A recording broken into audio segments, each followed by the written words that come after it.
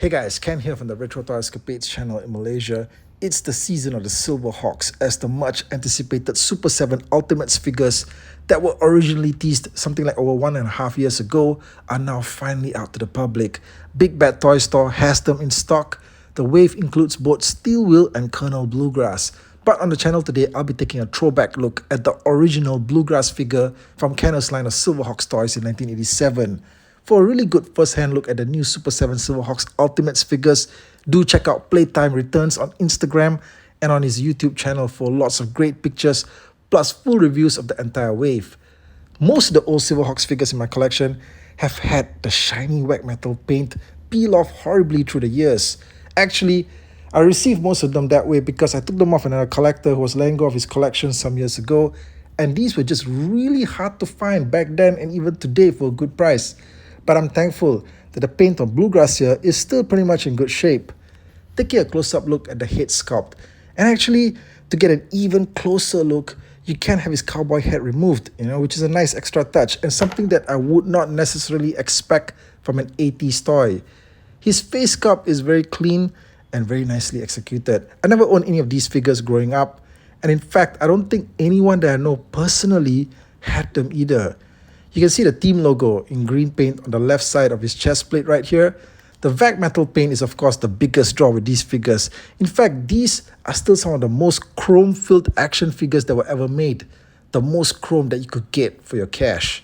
You see how there's some spots here on the arm where there's some peeling happening, and you'll note that the entire figure is in fact covered in vac metal and they just painted over the parts that were supposed to be skin.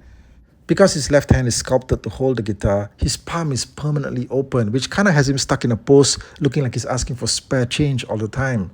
Bluegrass has your basic 80s styled 5 points of articulation, you know what to expect here, except that sometimes with the KENNER figures of the time, and even those from the early 90s, besides the usual neck and shoulder joints, you might also get an elbow joint, but not so here. And there's definitely no waist articulation and none at the knees either. But since he's the pilot of the Mirage jet, you can get him in a pose that has him seated comfortably in the cockpit. On the back of the figure, you find this unsightly looking long and open slot that's tied into his action feature, and that kind of breaks up his sculpt a little bit. But then again, at the same time, you don't think about it too much because he's supposed to be cybernetic, so I guess that makes it okay. Maybe. Bluegrass comes with Sideman, possibly the largest bird companion in the series, but that's also because it's a transforming guitar. There is some detailing on the guitar, but it's mostly drowned out by all of the flat grey colors. Now, Sideman here has a flexible guitar strap. Okay, now this thing can be unhooked on one end, but you cannot remove the whole thing entirely. Okay, so yeah, just don't try it, alright? Don't try to pull it out. You'll destroy your toy. Okay, just leave it alone. Right? Now, to transform Sideman to its flying bird mode, push down on the head and this will cause the side wings to pop out. It's pretty simplistic and cool. Bluegrass himself doesn't fly like the other Silverhawks, but his guitar can. Okay, checking out the action feature. Slide the Sideman into the slot on Bluegrass's back. Slide him down until you hear a click. Okay, Sideman is pretty large, obviously, so we gotta do a standing test. Can Bluegrass actually stand up with this thing attached to his back like that?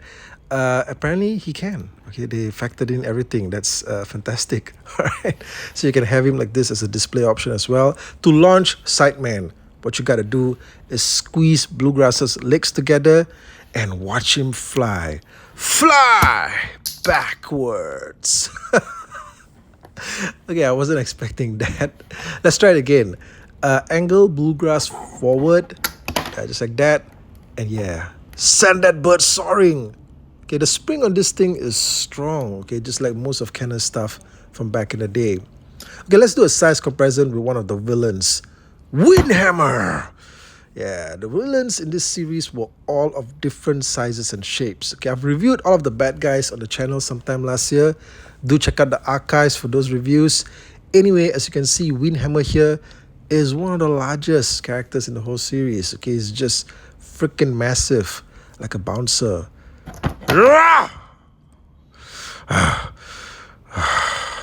Okay, guys, let me know in the comments what you think of the vintage Bluegrass figure from Kenner Toys 1987. And let me know as well if you're planning to pick up the new Super 7 figure. Hit me up in the comments, and I'll catch you guys again real soon with more content. Thank you, and take care out there.